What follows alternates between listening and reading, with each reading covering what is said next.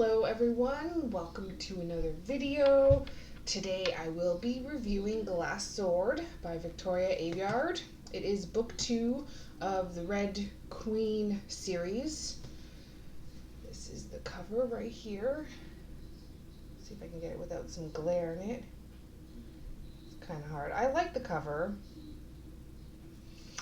The theme, obviously, with the crowns dripping blood on them. Red and silver blood. I don't know if you can see that clearly. Red and silver blood. I like that. It is book 2. If you have not read the first one, you should go and watch my review for the first one and read the book, or else you're going to be getting spoilers. I will read the back of this one before I tell you my opinions. Mare Barrow's blood is red, the color of common folk, but her silver ability, the power to control lightning, has turned her into a weapon that the royal court tries to control. The crown calls her an impossibility, a fake, but as she makes her escape from Maven, the prince, the friend who betrayed her, Mare uncovers something startling. She's not the only one of her kind. Pursued by Maven, now a vindictive king, Mare sets out to find and recruit other red and silver fighters to join in the struggle against her oppressors. But Mare finds herself on a deadly path, at risk of becoming exactly the kind of monster she's trying to defeat. The electrifying next installment in the Red Queen series escalates the struggle between the growing rebel army and the blood-segregated world they've always known, and pits Mare against the darkness that has grown in her soul. It starts off exactly where the first one left off, which I really like. I think that's it's great when they don't leave big time gaps or anything. You're like, what the heck happened there? There's small little things to like sort of fill you in if it's been a while since you read the first one, which is also really nice. Still all the same characters. You meet a few new characters. So people who are like Mare, that are red-blooded but have silver abilities, they call them new bloods. And this book is basically Mare and Cal, the other prince, recruiting new bloods, or trying to recruit new bloods to the cause. There's a lot of betrayal in book 1, and it causes Mare to have a lack of trust, which is very understanding, and it puts her on a downward spiral. So the growth in this, there's not too much growth per se, but there's definitely change through Mare while she's trying to figure things out, how to deal with all the things that she's had to deal with, especially with what's happened in the first book, what they're trying to do, trying to accomplish here, how she's trying to figure out the best way to do it, the most efficient way to do it.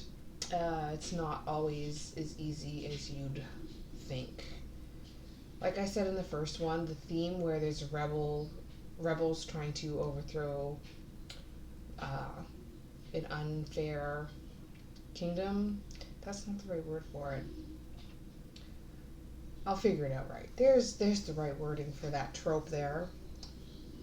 It's a common theme, but it's not so common to see the main character have such dark struggles. Normally, they're a little bit more happy-go-lucky, and Mare is struggling. She is not happy-go-lucky. It definitely gave me all sorts of feels. I was very frustrated for Mare and some of the decisions she makes. There's definitely some sad parts. There's a few happy victories. Not too many, but I mean, it's only book 2 in a series, so you know there's going to be happier times coming. You gotta go down before you can get up again. You gotta fall down before you get up. Mare is still falling. She will get there. This is definitely not a romance series. If you are looking for a romance series, this is not it. It is adventure. It is intrigue. There's a little bit of political things going on, trying to figure out stuff. Even Cal, like, because he's a Silver, and he's trying to figure out what to do, because he was also betrayed by several people close to him in terrible ways. I really feel for Cal. I like him. He doesn't... I hope his outcome in this book, in this series, is better, because so far I feel for him. He has had it rough. Poor man. But yeah, he's helping them when he doesn't really 100% believe in their cause. I mean, like, he wanted to be a fair king when he was in that position, but he's not in that position anymore, and they don't really delve too much into how Cal is feeling, but you can just sort of get that impression, and I feel for him. So I really hope the next books give more insight into his perspective, even though I know the main character is Mare, but Mare and Cal are definitely tied together. I didn't think it was all that predictable. There was some spots, again, like I said in the first book, and I will put the link to my first review in the comment section if you want to go check that one out, if you haven't seen it already.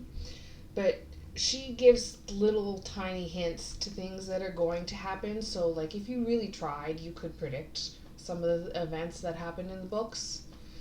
Again, like I said in the first one, I like to just read it and enjoy and be surprised. There's something to when you leave a little mystery to things.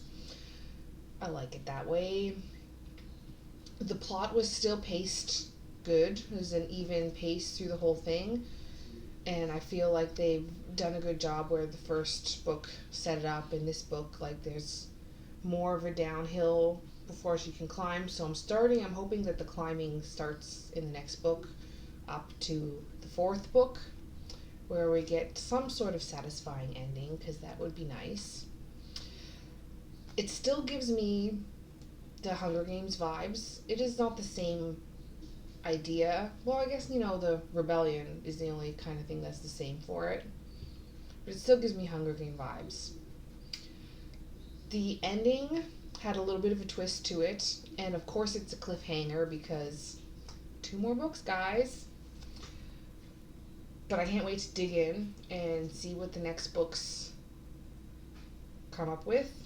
I would rate this one 4 out of 5 stars, just because of the downward spiral and just the what was the word I used earlier? I can't even remember the word I said earlier. The feels. The frustration in this book. But again, like I said, you gotta build things up to get to the climax. So that's part of it, and sometimes you don't always like what happens for things to get better. This book is definitely that. But it's an important part of the series, so you can't not read it. You can't skip it. And I still enjoyed it. I still enjoyed the book. I still enjoyed what was happening in it, and the way the characters relate to each other, meeting some of the new characters, and how it just expands the world, like the things that they discover as well, which is really nice. I would recommend the whole series so far. Just after reading the first 2 books, I think it is worth it. I cannot wait till I read the next one. I didn't say this in my last, like the other series that I've reviewed, but I'm going to put the links for all of the books in this series in each of the videos. So if you watch the first video, the link for the other books, once I've done them, they will be in the comment section, so you can just click on the link to the next book.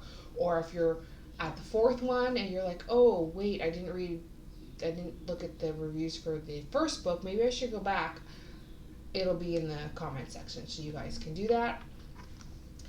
Thank you so much for watching this video, and I hope you liked it. Stay tuned for book 3 which will be my next release. Click and subscribe. I'm stumbling on words today. But thank you for watching, and you guys have a great day.